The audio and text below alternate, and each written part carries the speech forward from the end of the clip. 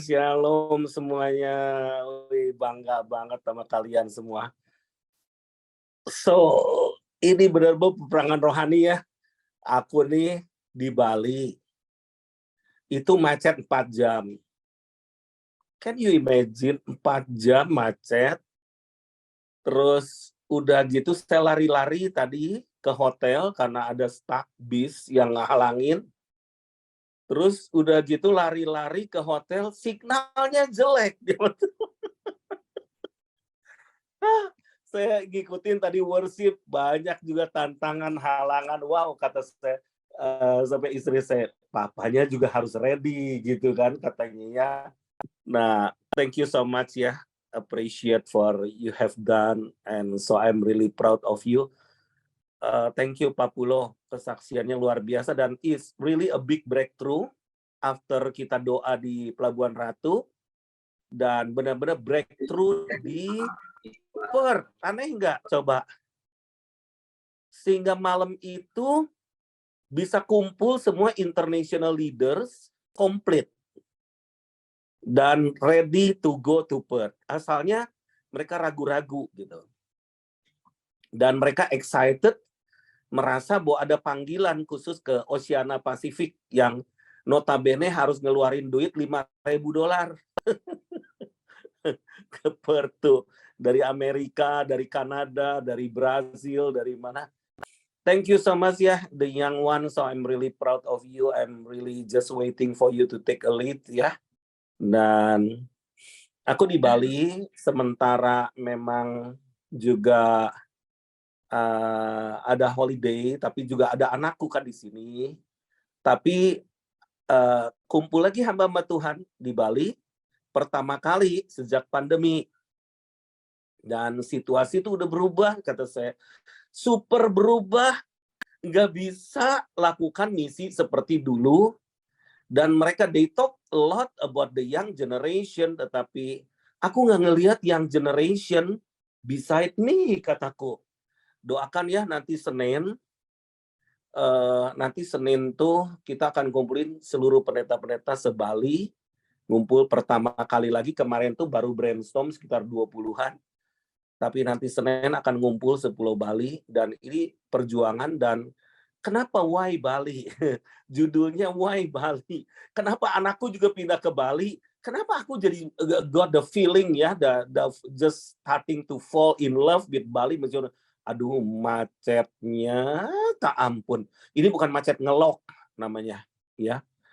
Enggak normal gitu kan.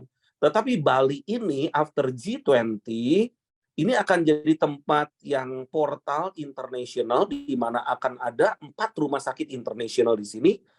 Dan juga ini sebetulnya kalau kita tangkap, Bali itu adalah portal untuk the gateway untuk Indonesia for the world.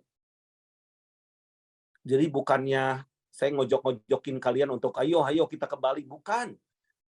Aku katakan, kalian sadar nggak ya yang rumahnya di Bali, yang you've been so long, bukan puluhan tahun udah tinggal di Bali. Kata saya udah beda situasi, dan mungkin aku orang outsider yang datang yang bisa mengingatkan, karena biasa orang sendiri kalau di dapurnya bawa terasi nggak kecium terasi gitu kan, atau horden juga rada miring sedikit, kalian nggak sadar gitu. Tapi kalau tamu langsung itu hordennya miring, nggak, yang rimbun mah lempeng kok itu.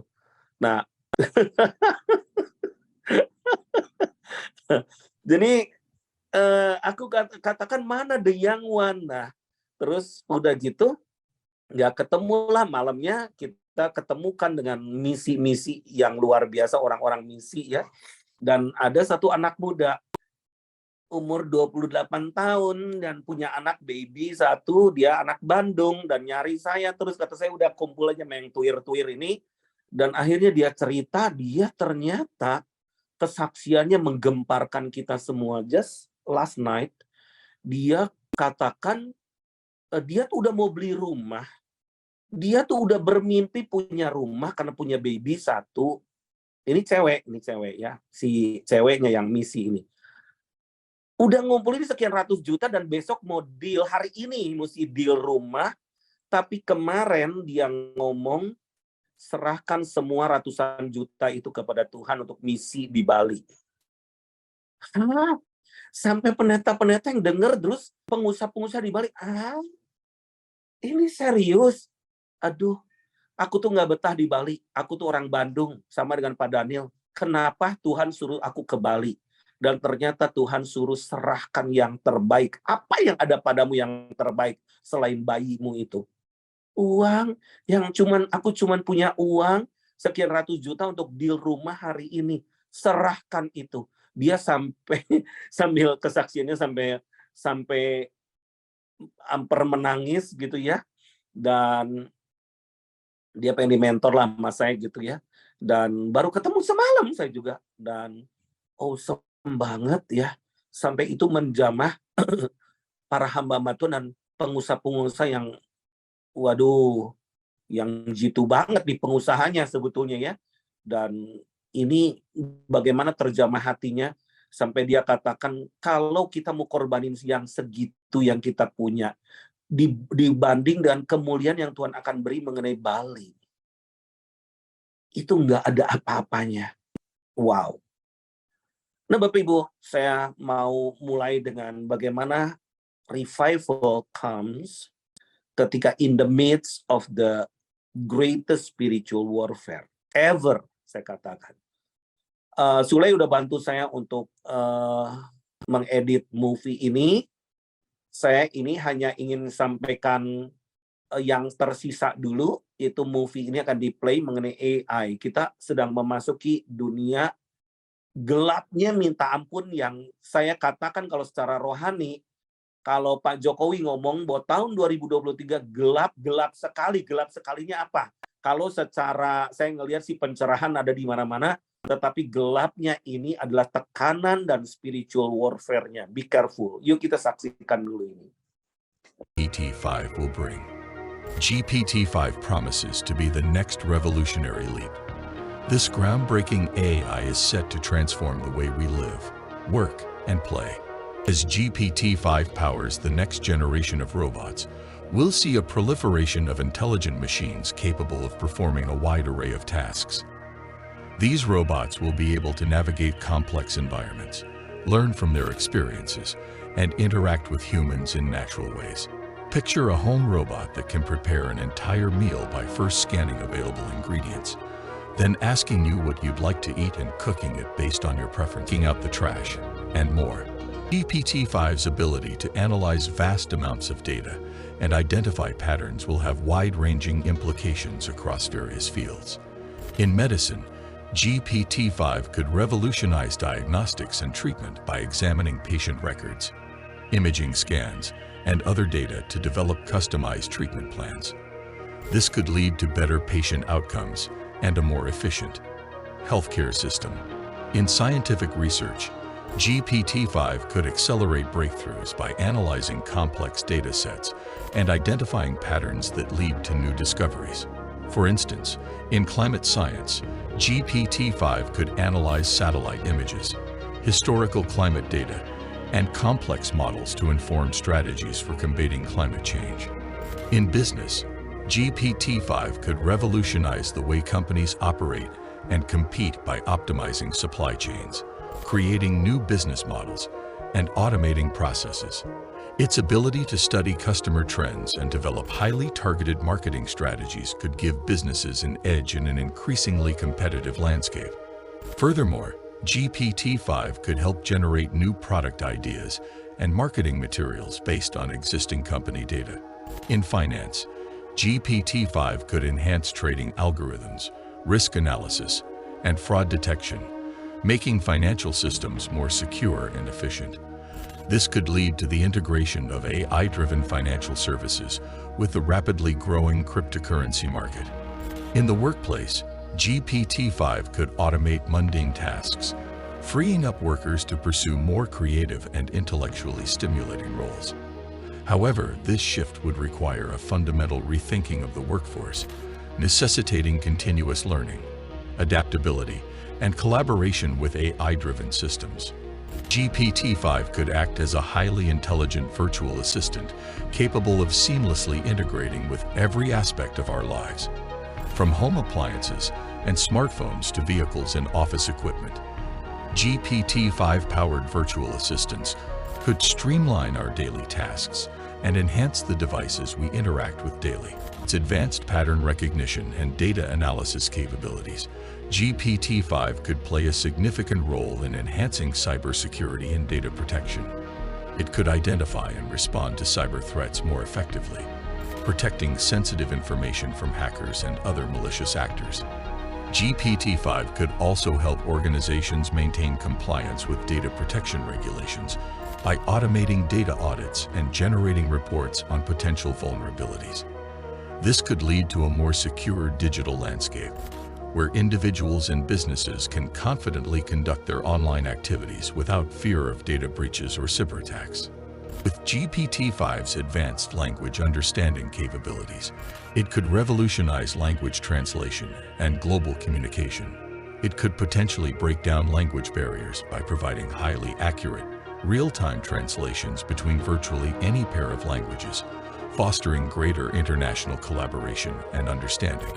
Furthermore, GPT-5 could assist in preserving endangered languages by analyzing and generating content in these languages, helping to ensure their survival and revitalization. The upcoming GPT-5 promises to have far-reaching implications across multiple domains, from entertainment and robotics to scientific research and business. Its ability to process and generate content across various modalities, create AI offspring, and predict future outcomes with greater accuracy has the potential to revolutionize the way we live, work, and interact with technology. As we eagerly await the release of GPT-5, it's essential to consider the ethical and societal implications of such a powerful AI system and ensure that its development is guided by a commitment to human values and the greater good. Oke, yang mau jelasnya, silakan ngikuti ya yang seri-seri sebelumnya karena saya nggak akan bahas lagi bahwa kita udah terkurung di situ. Dan kalau Yuval Noah Harari dia katakan bahwa unstoppable us, dia katakan bahwa kita sudah tidak bisa di stop lagi karena kita sudah di lautan seperti itu. Dan Anda pikir mungkin ini just a teknologi buatan manusia. Enggak, karena mereka akan mengontrol kita dan mereka punya perasaan. Kalau dulu kita membuat bom atom, kita yang memencet knopnya, kalau mereka sekarang itu bisa membuat AI mereproduce AI, dan mereka akan menguasai. Bahkan kita ada di bawah kontrol daripada mereka. Nah, jadi mungkin Anda pikir ini hanya sepele, enggak. Ini akan merusak mental orang sejak dari kecil dan juga akan merontokkan iman, ya. Apalagi sekarang Alkitab aja sudah diterjemahkan, di rewrite by AI. Jadi rewrite itu ditulis kembali untuk LGBT bagaimana, untuk yang single parent gimana, untuk yang kawin cerai gimana, sesuai keinginan mereka. Wow. Jadi percepatan penyesatan secara masif sedang ada di depan pintu. Nah, firman Tuhan di dalam Mazmur 5 ayat 13, sebab Engkaulah yang memberkati orang benar ya Tuhan, Engkau memagari dia dengan anugerah-Mu seperti perisai. Wow, ini ayat di-keep ya, Bapak Ibu, adik-adikku, anak-anakku semua. Jangan merasa kita kuat. No, we have to be the right person. Ya, sebab Engkaulah yang memberkati orang benar. Jadi bukan orang yang baik, tapi orang yang benar. Bukan sekedar cinta Tuhan, tapi takut akan Tuhan. Banyak orang ngomong cinta Tuhan, tapi tidak takut akan Tuhan. Dia akan memagari kita dengan anugerahnya seperti perisai. Jadi aku sih menangkapnya begini ya, perjuanganku juga nggak mudah. Aku harus menekan perasaan, kadang menghadapi mereka. Kadang aku ke Perth juga mempersatukan tuh. Aduh, mereka pikir, no, lu mau ngapain orang Indonesia gini-gini. Kita, we are fine, we are just okay. We are living in unity, even in Bali juga. tetapi saya harus buat terobosan-terobosan. Kumpul bersama belum tentu itu unity, tetapi we respect each other dan we work together, we walk together, we target together. Nah, kita selesaikan tugas bersama-sama, ini penting sekali. Nah, sekarang kita lihat bahwa lawan itu bisa saja mengintimidasi kita dengan masalah atau kesulitan atau penderitaan, sehingga kita ini jadi tawar hati gitu. Atau ada rancangan kecelakaan atau kejahatan yang memang ditujukan kepada kita. Tetapi ingat, jika Allah akan di pihak kita, siapa yang akan melawan kita? Jadi jangan sepelekan situasi yang sekarang. Saya bukan nakut-nakutin, bukan, karena banyak teman saya jatuh tergelincir, ya. Benar-benar kenapa? Karena merasa oke. Merasa oke. Dan juga ketika dia sudah jatuh, tergeletak, dan minta tolong, dia merasa oke juga. Jangan sampai menggelincirkan orang lain, gitu kan. Nah, firman Tuhan katakan begini, janganlah takut sebab aku menyertai engkau, janganlah bimbang sebab aku ini Allahmu. Aku akan meneguhkan, bahkan aku akan menolong engkau, aku akan memegang engkau, aku akan menolong engkau, dan aku akan memegang engkau dengan tangan kananku yang membawa kemenangan. Itu Yesaya 41 ayat yang ke-10 ya. Jadi tetap keep the words ya, tetap bukan karena otak kita, intelijensia kita, pengalaman kita, kepandaian kita, kepintaran kita, tetapi firman Tuhan. Jadi ada fakta tapi ada juga kebenaran ya. Mari kita pegang kebenaran ini sungguh-sungguh. Saya pernah minggu kemarin, maaf nih saya rada bindeng dikit. Minggu kemarin saya ini ada di tempat persemayaman jenazah ya di Pluit, dan saya dikelilingi oleh orang-orang dunia di sana yang saya lihat ya mereka belum Kristen, belum anak Tuhan, dan mereka nggak tahu saya pendeta gitu. Dan di meja itu mereka ngomong soal hamba-hamba Tuhan, soal disebut namanya satu persatu, gini. Ngeri banget ya. Ternyata dunia itu sedang mengawasi kita semua. Mereka berbicara soal masalah keuangan lah, kripto lah, gini. Aku tahu banget karena itu teman-teman gua tuh, direktur banknya ini dan sebagainya. Waduh, itu mereka ngomongnya tajam banget dan so clear gitu, karena mereka nggak tahu saya pendeta duduk di situ. Tapi saya pulang tuh jadi down banget ya, drop banget melihat keadaan bagaimana dunia menilai gereja seperti ini ya. Jadi benar-benar mereka itu sedang mencari satu value di dalam kehidupan kita ya. Apa yang keteladanan kita gitu kan. Nah, itu tentunya saya juga harus uji semua soal kebenarannya, tetapi itu mereka ngomongnya dengan sok yakin dan ada bukti dan lain sebagainya gitu kan. Wow.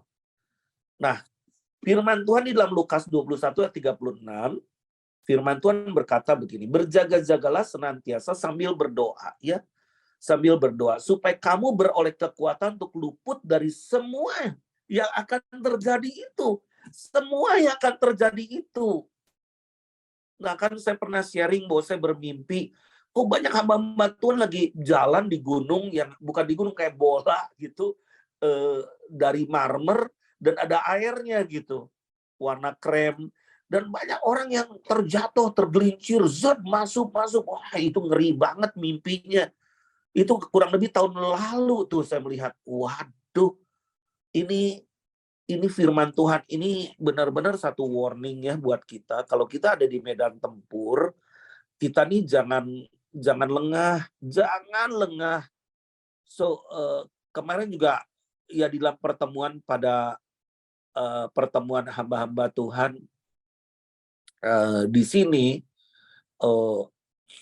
saya juga ngomong secara begini, ketika kita ngobrol, yuk bisa nggak ngobrol seperti keluarga, jangan ngobrol kayak pemimpin banget, mesti 1, 2, 3, aduh, kata saya, yuk kita ngobrolnya seperti keluarga gitu ya, sehingga kita nih bisa tektokan, bisa tanya jawab, bisa gimana-gimana. Nah, itu settingan bagaimana kita yang oldies juga ya harus belajar bagaimana kita mau get the young generation to walk together.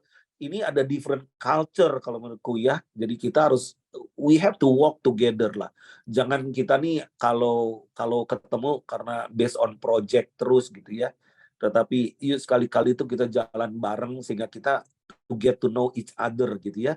Mengetahui satu dengan yang lain. Nah ini penting, di dalam peperangan rohani, medan pertempuran itu tuh, medan pertempuran ini tuh kita harus bisa saling menyelamatkan satu dengan yang lain, dan tapi juga harus bisa menyelami ya, menyelami. Nah firman Tuhan dikatakan begini, di dalam Efesus 6 ayat 11 dan 12 ya, saya nggak berbicara mengenai seminar enggak, tetapi saya mau strengthen the point aja, apalagi ini waktu ya. Firman Tuhan berkata begini, kenakanlah seluruh perlengkapan senjata Allah. Perlengkapan, seluruh. Bukan setengah-setengah. Kenakanlah seluruh perlengkapan senjata Allah supaya kamu dapat bertahan melawan tipu muslihat iblis. Karena perjuangan kita bukanlah melawan darah dan daging, tapi melawan pemerintah-pemerintah, melawan penguasa-penguasa, melawan penghulu-penghulu dunia yang gelap ini, melawan roh-roh jahat di udara. Jadi everywhere you stay, you have to be very careful. Saya tadi Pak Arifin, waduh ngejar saya pengen ketemu, harus ketemu sebelum ke Surabaya. Waduh, saya ini antara tugas dan cinta, ini keluarga gimana. Nah, terus Pak Arifin urgent banget, ternyata macet di mana-mana total ya, dan ini get problem, everybody get problem here. Nah, saya ngomong ke anak saya yang tinggal di sini ya, juga sharing dengan istriku, ini namanya Joseph ya, you stay in Bali, you have to be ready dengan seluruh perlengkapan senjata Allah, dan aku sih ingin nitipin kamu dengan fathers di sini supaya you are protected. Main bisa nanti lagi. Karena aku pengen secure, setiap orang itu need covering, even me. That's why I'm very close. Aku selalu dekat dengan para pendoa-pendoa. Why not? Aku nggak pernah bisa ditawar-tawar itu ya. Pendoa itu bukan tukang maklun. Saya bukan. Mereka tempat bagaimana memproteksi saya. Dan I need the covering. Nah, demikian juga setiap Anda jangan dipikir tinggal di dalam satu wilayah, komunitas, atau di satu area. Nah, bayangkan saya tadi bicara doa retreat biasa-biasa di Pelabuhan Ratu. Setiap orang ngomong, kenapa Pelabuhan Ratu? Ini jauh banget, ini dan itu, ini dan aku nggak tahu lah, bukan karena aku kenal dengan mereka, bukan mereka seperti keluargaku. Let's do something. Ternyata jero banget, bro. Aduh, itu ketika doa di sana kok breakthrough-nya untuk Perth. Can you imagine? Apa konfirmasinya? Itu Ibu Christina Faraknimela, adiknya Pak Niko, dengan Ibu Hermin, istrinya Pak Niko, 6 tahun yang lalu doa di Perth. Jadi itu seperti ada gorila, gimana gitu kan. Dan terus melihat bahwa kok ada seorang lady, wanita dengan berbaju warna hijau, panjang. Loh, ini kan yang ada di Indonesia. Nah, dilucuti senjata-senjatanya supaya terjadi itu great harvest. Itu 6 tahun yang lalu. Dan ketika saya sharekan kami sedang di Pelabuhan Ratu, kami sedang doa untuk ini. Saya kirim foto-fotonya juga ke sana. Dia lagi ada di Amerika tuh. Di Amsterdam. Wow. Kok bisa nyamber ya? Nah, makanya jangan ngatur Tuhan deh. Kemudian Tuhan yang ngatur kita ya.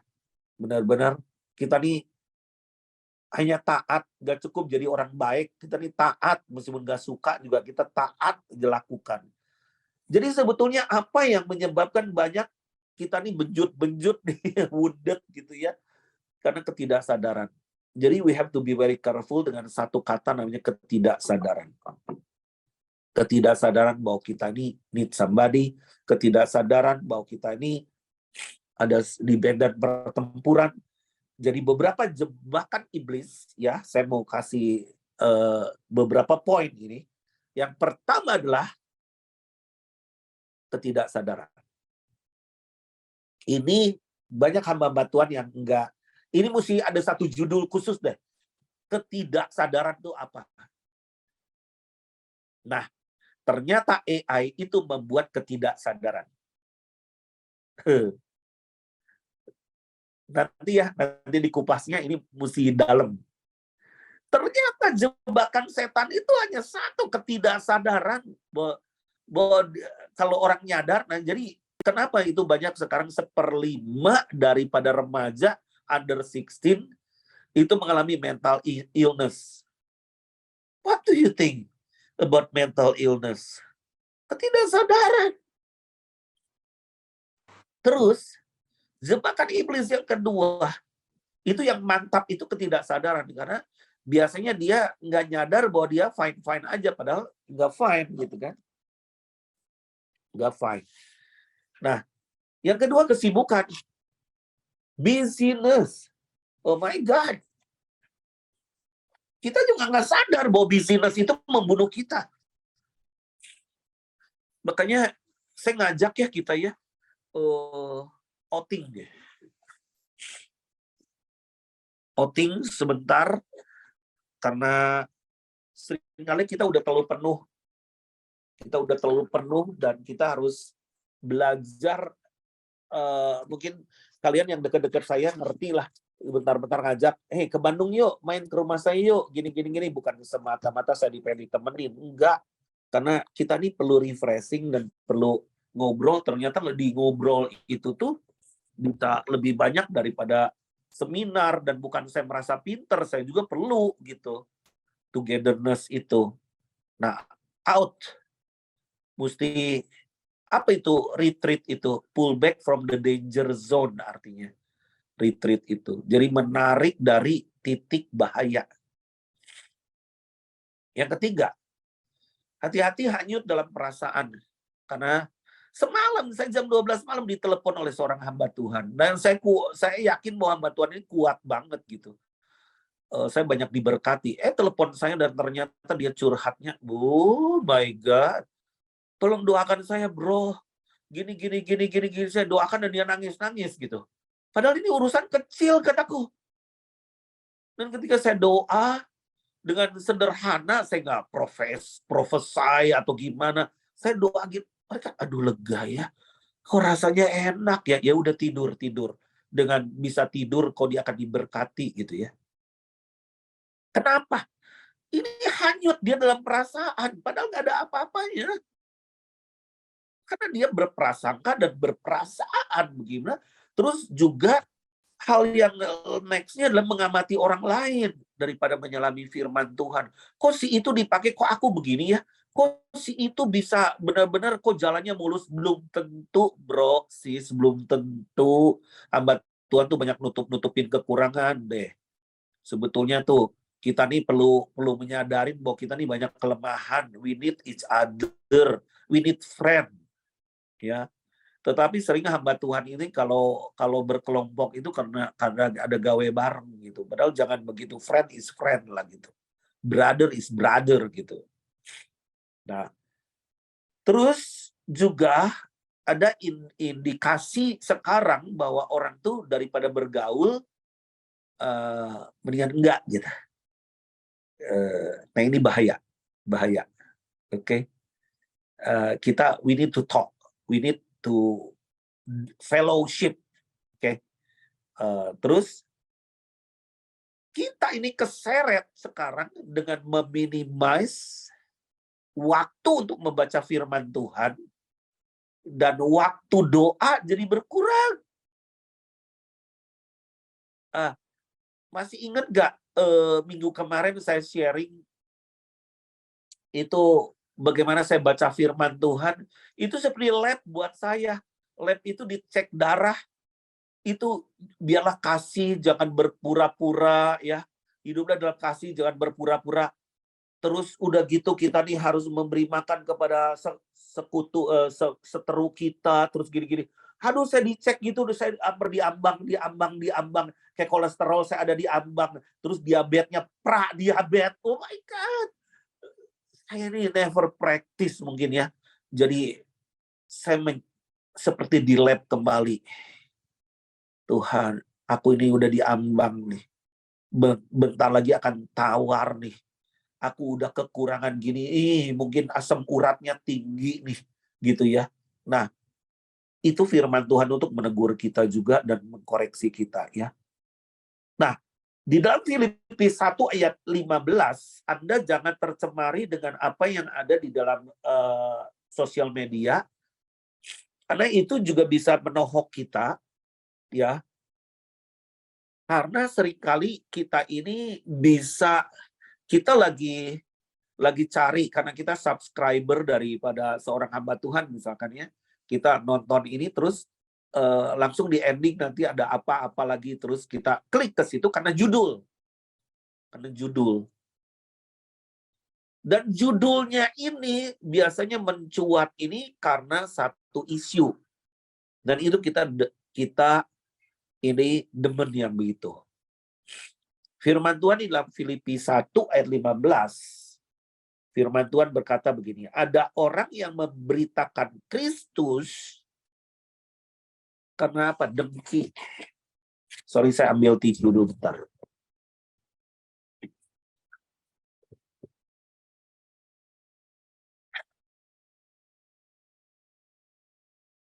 Jadi ada orang yang memberitakan Kristus karena dengki dan perselisihan.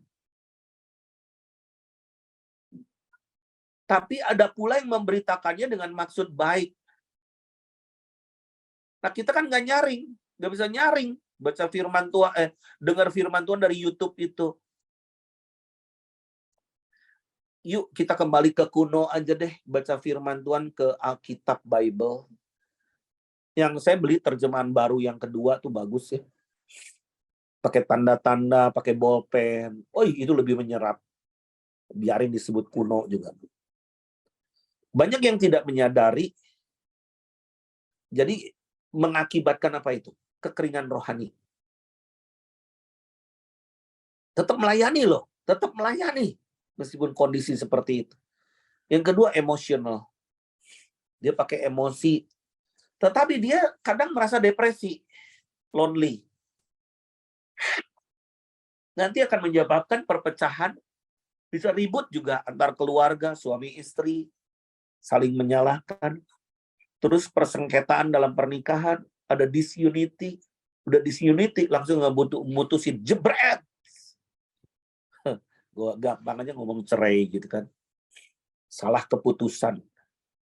Udahlah, gue nggak mau melayani lagi. Terus menjauh dari komunitas rohani dan ibadah. Jadi biasakan jangan sering online ibadahnya. Sama sejak dari pandemi juga nggak setuju online. Itu cucuku sampai silinder mata, ya karena online terus. Online itu kesaring. Ibadah itu adalah 2-3 orang berkumpul dalam namaku, maka aku ada. Ibadah itu sacrifice. Kita datang ke rumah Tuhan dengan korban. Datang ke rumah Tuhan itu face to face. Jangan kendorin ini please. Akan banyak orang terhilang. Gereja saya baru sampai 70% aja sekarang. 30%-nya udah gemar online. Nah, jadi ada 3 step yang mudah aja buat kita supaya aku pengen ya setiap Anda jangan hanya dengar kesaksianku terus gitu. I'm really praying. Tadi di dalam macet juga orang, aduh, semua satu mobil gelisah, termasuk supirku ini Pak Marshall namanya, orang Timor, orang anak Tuhan. Aduh, aku merasa berdosa Bapak, terlambat harus khotbah. Enggak, tenang aja. Kata saya, aku bisa kalau Zoom itu bisa dari mobil gimana gitu ya. Nah, jadi dia dengar gitu banyak hal-hal yang saya share practical, very practical. Kamu nyetir itu kamu melayani Tuhan. Iya Bapak. Banyak yang ketinggalan, ada iPhone 13 Pro Max segala macam, saya kembalikan Bapak. Ya bagus. Melayani Tuhan itu nggak perlu harus di mimbar terus, tapi kualitas. Dengan begitu saya juga kasih tambahan 200.000 saya untuk tipnya ya. Aku senang punya driver kayak kamu, nanti one day aku kesini, kamu lagi. Jadi jadi sahabat lagi dia. Nah, yang pertama escape, oke? Please escape. Aku nggak tahu apakah aku mungkin beberapa di antara kalian rada tertegur, maaf ya, nggak berniat untuk itu. Tapi some of you, please escape. Aduh, maksudnya escape gimana sih? Banyak kalian melayani Tuhan dengan rutinitas. Nggak melayani dengan kasih. Dan Anda sedang membuat satu sistem jerat bagi dirimu sendiri dan seolah-olah Anda sedang melayani Tuhan. Kita harus belajar dari Bill Hybels, Willow Creek, itu gereja yang terteladan di dunia. 250.000 pendeta di training, luar biasa. Wah, saya juga pernah di training ya. Dan itu gak ada gereja sehebat dia lah, pikir. Ternyata ketika dites, dia bikin kuesioner kepada para pengerjanya yang udah 20 tahunan. Bikinlah kuesioner. Apakah hari ini Anda melayani Tuhan itu semakin mencintai Tuhan? Jawabannya no.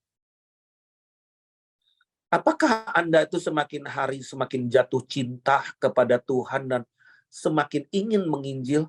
No. Apakah semakin Anda sudah sekian lama Anda melayani Tuhan dan Anda berniat untuk benar-benar mengembangkan diri Anda karena DNA Kristus ada dalam diri Anda? No. Itu Bill Hybels sampai puasa, Tuhan ampuni aku telah gagal. Aku muridkan banyak orang, tetapi sebetulnya orang sekelilingku ini nggak menerima apa yang dimaksud. Dan akhirnya juga dia resign. Escape. Dan ini aku juga ngalamin. Dulu, aku ini seringkali sebulan tuh suka memberi perpuluhan waktu. Perpuluhan uang lebih gampang. Dulu nih, aku suka bawa gitar sendiri. Tidur di hotel mana, istriku juga tahu gitu. Aku berpuasa di situ. Sekarang business, aku terikat dengan kesibukan. Sehari berapa kali rapat. Bikin program after program. Dan saya ini orangnya workaholic. Kalau nggak ada kerjaan, gua kerjain siapa gitu. Escape. Menyendiri dengan Tuhan. God wants to talk something to you. Aku nggak mau kalian tuh ngelihat aku, denger cerita kesaksian aku gini-gini. No. Kalian tuh bisa, even you are greater than what you think. Apa spesialnya saya sih? Saya ini manusia gagal yang karena dapat kasih karunia dari Tuhan aja bisa begini. Kalau aku tadi dengar kesaksian-kesaksian kalian yang luar biasa ya. yang udah pernah di penjara dan sebagainya. Ya, saya pun nggak terlalu spesial banget gitu kan. Ya, kalau bisa seperti ini semua karena anugerah. Upayakan bisa berdoa dan merenungkan firman Tuhan.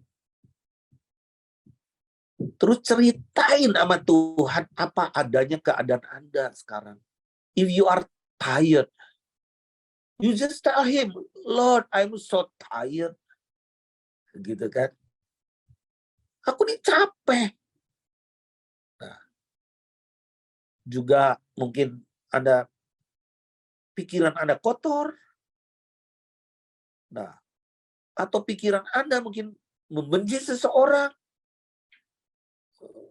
Gelisah, depresi, capek, lelah, putus asa. Mari, Daud, apa kekuatan dari Daud? Kelembutan hatinya. Di dalam Mazmur 121 ayat 1 dan 2. Nyanyian ziarah aku melayangkan mataku ke gunung-gunung, dari manakah akan datang pertolonganku? Pertolonganku ialah dari Tuhan yang menjadikan langit dan bumi. Aku seringkali mengilahkan orang lain. Menolong orang lain lebih banyak daripada mikirin diri sendiri. Aku pikir bener. Enggak juga. Karena aku seringkali tawar hati jadinya. Bahkan anakku pernah ngomong begini, negor aku. Si papa tuh ya, kayaknya lebih cinta Indonesia daripada aku kepada kita. Waduh, karena apa-apa Indonesia. Dikasih judul keluarga tetap Indonesia. Khotbahnya. Nah, jadi jangan-jangan sampai kita nih punya ilah juga gitu dalam hidup kita. Harus sepadan, selaras. Jangan too high gitu kan. Terlalu tinggi. Ya udahlah. Tahu nggak? Saya sih terpengaruh dengan cerita Maria Magdalena, bagaimana dia hanya seorang biasa, nggak punya apa-apa, dia hanya pecahan buli-buli minyak berikan kepada Tuhan. Wah, itu sampai lukisanku di kamarku tuh itu tuh. Orang yang nggak ada guna bisa Tuhan pakai sedemikian rupa. Jangan look down yourself, ya. Jangan rendahkan dirimu, Tuhan mau pakai. You have to bring revival wherever you go. Tapi harus mulai dari within, dari dalam dulu. Yang kedua, mengerti panggilan Tuhan. Every one of you called by God. Jangan mengidolakan orang terus. Setiap orang, setiap Anda berarti, berguna. Ya. Setiap Anda tuh berguna untuk kerajaan Allah. Orang mungkin singkirkan you dengan ejekan, dengan ini, look down kepada diri Anda. It's okay. It's okay.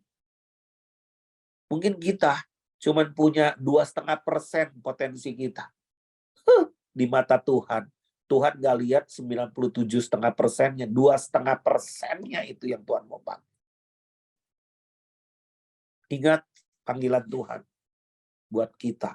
Kalau semua orang ngomong, why 10 years, 10 tahun ke depan, Tuhan mau pakai setiap Anda dengan potensinya.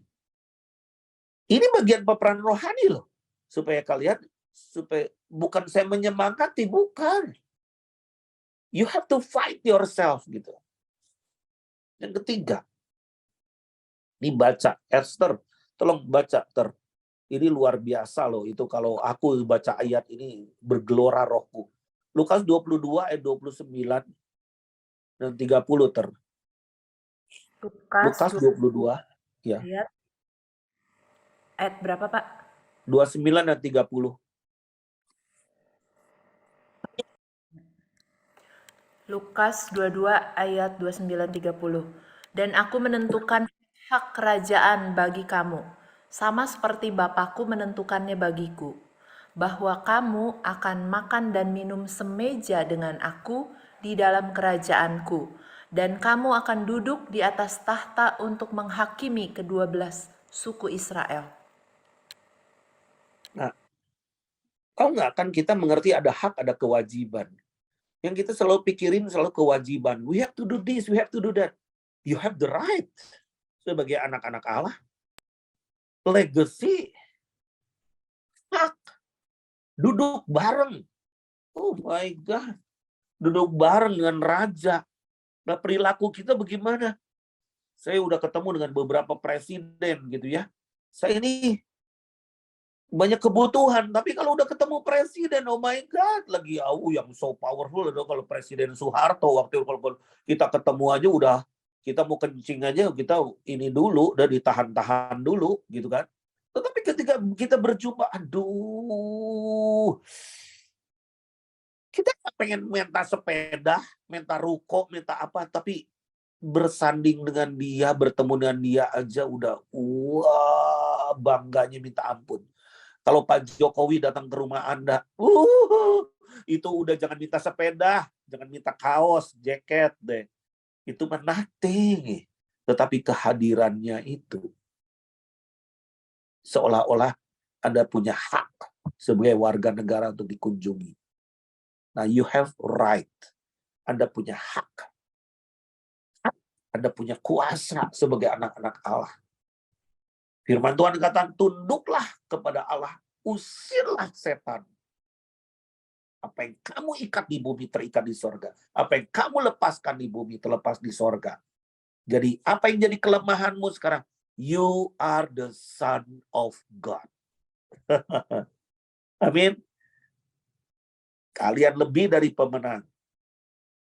Nah, saya hanya lihat begini.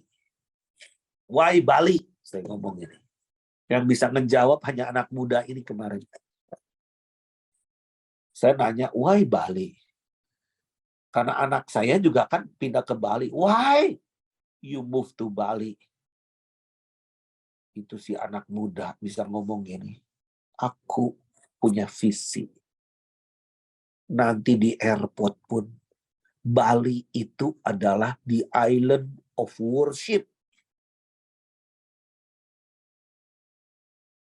Adalah pulau penyembahan. Di mana one day di airport pun akan ditulis, welcome to the island of worship. Revival. The island, the land of revival. Dia ngomong, hah? Karena itu aku ada di Bali sekarang. Orang Bali celongok bener gak? Gitu kan? Nah, Bapak Ibu sekalian, mau nggak Anda seperti si anak muda ini? Kalian ada di Bogor, Bandung, Depok, Labuan Ratu, di mana?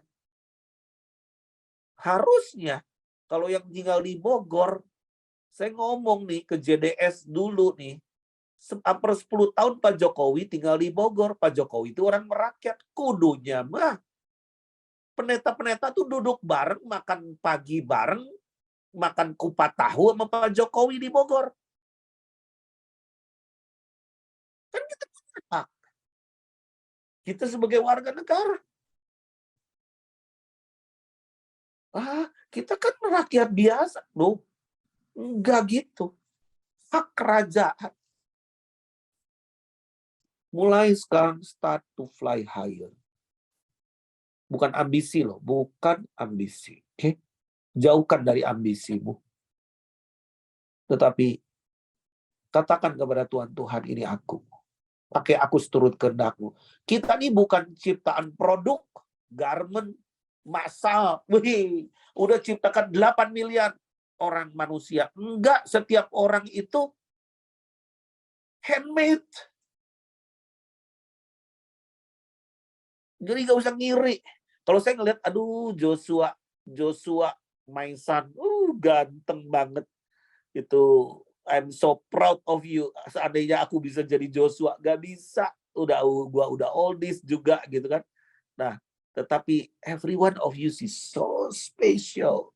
This is the time of revival. Kenapa Indonesia? Kenapa kita mau ngirim 30.000 misionaris? Dan start ke Jepang, kita dari nggak tahu ke nggak tahu, tetapi hari ini banyak konfirmasi. Banyak sekali konfirmasi dan banyak sekali jalan-jalan yang Tuhan singkapkan. Yuk kita start 30.000 misionaris dari 30 dulu, 300. Untuk mencapai satu destiny Indonesia akan jadi berkat buat bangsa-bangsa. Mari saya minta sekali lagi Pak Pendeta Pulau Panjaitan untuk berdoa untuk hal ini. Kita sambil close pertemuan. Kiranya Tuhan memberkati.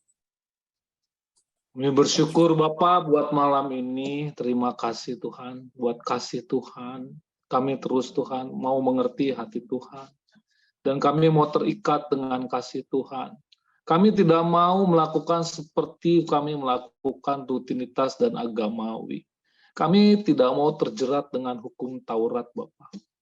Kami mau mengerjakannya karena kami memiliki relasi. Kami memiliki roh yang takut akan Tuhan. Kami memiliki Tuhan, respek yang besar kepada Tuhan. Itulah yang membedakan kami, Tuhan, pada orang-orang yang menyebut dirinya Kristen. Kami mau belajar, Tuhan, untuk kami keluar dari rutinitas. Kami mau belajar untuk kami memberikan hati, pikiran, jiwa, semua yang kami miliki untuk Tuhan. Dan kami mau melepaskan Tuhan, semua Tuhan, karena kemampuan kami, karena kehebatan kami. Kami lakukan semua karena untuk Tuhan.